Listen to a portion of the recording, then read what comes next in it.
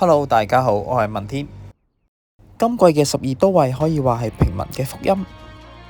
一嚟都尉嘅技能都有唔錯嘅強度，二嚟平民玩家可以揀一啲冇用但係滿紅嘅角色俾佢哋嚟傳授，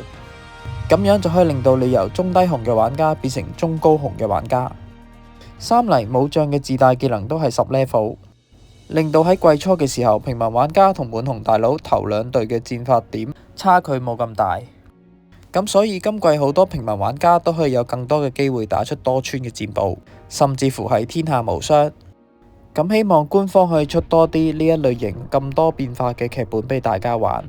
亦都希望可以出多啲類似無雙武將咁港台服獨有嘅武將，等大家組隊時有更多嘅變化同埋有新鮮感，唔使下下跟六服咁悶。雖然暫時未有新嘅無雙武將消息，不過嚟緊8月1至8月3號有無雙武將嘅返場，